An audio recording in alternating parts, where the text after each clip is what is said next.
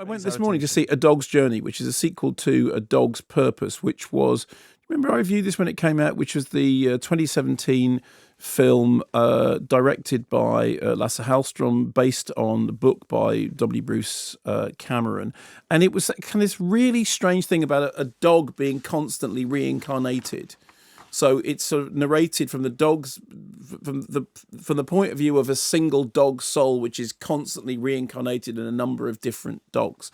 And it became the centre of an animal welfare controversy because there was a video that appeared to show a dog being mistreated on set, but the American Humane Association did an independent third-party investigation which concluded that, and I'm quoting, that safety measures on the set of the film were in place and the video had been deliberately edited to mislead the public, so the whole thing was all a bit strange. Anyway, so the sequel follows the granddaughter of Dennis Quaid's character. The son died while his wife was pregnant. The mother is now descended into drinking and estrangement from her in-laws. The dog realizes that it's now his purpose to his or her, because actually the dog can be reincarnated as either a male or a female dog, to protect CJ, with whom he and she intersect at various incarnations throughout their life.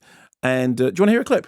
I'd love to hear a clip, please. Okay, so same soul of dog, yes, reincarnated in different dogs throughout different points of life of the central character CJ. Okay. Got it? Fine. Right. That girl. There's something about that girl. I smell something familiar. It smells like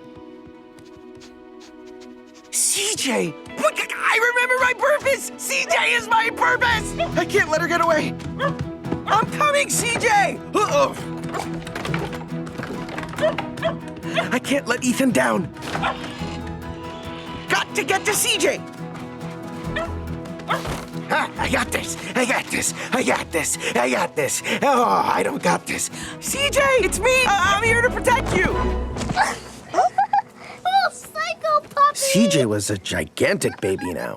Because by that point CJ is kind of grown up. So you get the general gist of it, okay? Psycho puppy. Yeah, Psycho Puppy, and voice of Josh Gad, and as the dog whose sort of primary Uber name is Bailey, but obviously it turns up as many different dogs. So again, it's very peculiar, and I'm not entirely sure who it's aimed at, because on the one hand it's a film about eternal dog reincarnation. On the other hand, the plot deals with alcoholism, with death, with abusive male partners, with cancer and illness, with estrangement and poverty.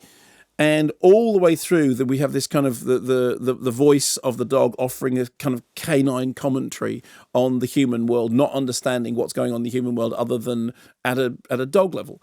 And I mean, yes, it's completely daft and all the rest of it. But here's the thing. See, firstly, I'm a dog lover, and you really have to do very, very little to make me go, okay? So I timed it, 9 minutes in, shed a tear. Literally 9 minutes into the film, I shed a tear. Dear. And then, although it's terribly emotionally manipulative and all the rest of it, there were 3 other moments when I could feel the movie reaching out and grabbing my heartstrings and doing the thing.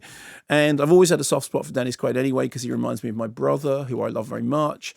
And so there are just things in the film that are just like triggers for me, and my critical faculty sort of goes for a little walk while I watch. Plus, one of my favourite moments in any film ever is in A Matter of Life and Death, when David Niven's pilot has bailed out over the channel and he wakes up on the shore and he thinks he's dead. He's actually on a beach. And he gets up and he thinks he's in heaven. And the first thing that happens is he sees a dog and he says, "Oh, good. I always hoped there'd be dogs." And it's a line that just kills me every time. So this is a film about an endlessly reincarnated canine companion being hugely devoted to a singular task, the beginning and end of which is played by an actor who reminds me of my brother. So my critical faculty just turns to jelly, and even as I'm going, this is, and there's an element of matter. So I cannot in all good conscience pass a critical judgment other than to say I had tears going down my face about 3 times, even as my rational brain was going, don't you dare be sucked in by this. But you were. What a fool.